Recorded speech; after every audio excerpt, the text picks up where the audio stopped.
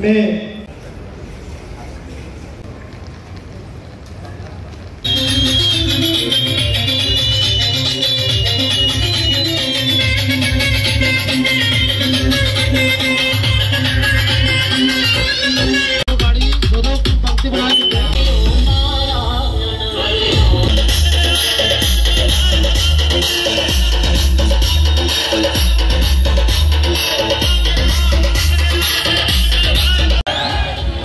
जात पात की करो विदाई, हिंदू हिंदू भाई भाई, जात पात की करो विदाई।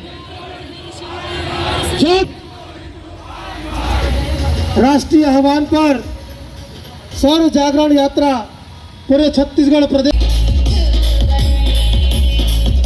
यह सौर जागरण यात्रा पूरे राजनांदगांव संभाग में निकाली गई है। यह सौर जागरण यात्रा शहीद बलिदानी विनोद चौबे जी की स्मृति में निकाली गई है, जो पूरे राजनांदगांव संभाग में घूमते हुए आज राजनांदगांव नगर में पहुंची है। यह बाइक रैली समापन ऑडिटोरियम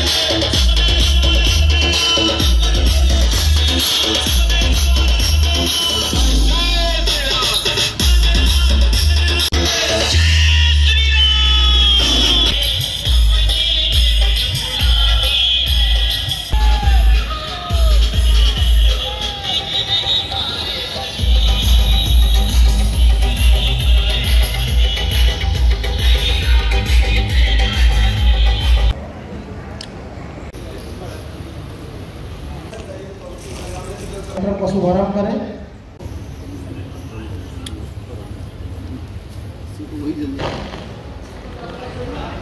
सौर जागरण यात्रा रामस्य दास्योऽस्म्यहं रामे चित्तलया सदा भवतारामचंद्र। बजरंग दल ने संपूर्ण देश भर के अंदर सौर जागरण यात्राएं निकालने का निश्चय किया है। ये सौर जागरण यात्राएं वर्तमान परिस्थितियों को देखते हुए निकालने का निश्चय हुआ है। संपूर्ण देशों में जैसे ध्यान में आपको आ रहा होगा कि बड़े पैमाने पर धर्मांतरण की गतिविधियां ध्यान में आ रही हैं। भोले भाले हिंदू को जिसको नहीं पता था उसके बारे में, उसका धर्मांतरण किया जा रहा है लालच देकर के, प्रलोभन देकर के। और उनकी जब आस्था पूजा पद्धति बदल जाती है तो फिर उन्हीं को हिंदू से हिंदू लड़ने का प्रयत्न चल रहा है। ऐसे षड्यंत्र हो रहे हैं देश में। इसी प्रकार से लव जिहाद व्यापक पैमाने पर बढ़ रहा है। इसमें हिंदू लड़कियों को जिससे बगला करके और उनको मुस्लिम धर्म में प्रवर्तित किया जा रहा, धर्मांतरण कराया जा रहा है। इन सब जो अराजकीय गतिविधियां हैं, ऐसी गतिविधियां पूरे देश में हिंदू को ध्यान में आए और हिंदू का जनजागरण हो। हिंदू का जनजागरण करने के लिए जो हमारे पूर्व पराक्रमी रहे हैं, श्री भगवान बिरसा मुंडा जी, महाराणा प्रताप शिवाजी महाराज, ये जो हमारे महापराक्रमी हमारे पूर्वज रहे हैं, जिनके कारण ये देश स्वतंत्र हुआ है। भगत सिंह, चंद्रशेखर आज़ाद, सुभाष चंद्र बोस, ऐसे लोग जिन्होंने अपने प्राण दिए हैं भारत भूमि को स्वतंत्र करने के लिए, इनके पराक्रम का ध्यान दिलाना, स्मरण कराना, अपनी सनातन आस्था, सनातन अपने धर्म की जड़ों से जोड़ना, उनके बारे में बताना। इसलिए निश्चय किया है कि पूरे देश में सौर यात्रा निकालेंगे, सौर जागरण यात्रा निकालेंगे। उन्हीं में से आज मेरा 4 दिन का प्रवास छत्तीसगढ़ के निमित्त है, जिसमें आज राजनांदगांव में हूँ। बजरंग दल ने ये चिन्हित स्थान किए हैं।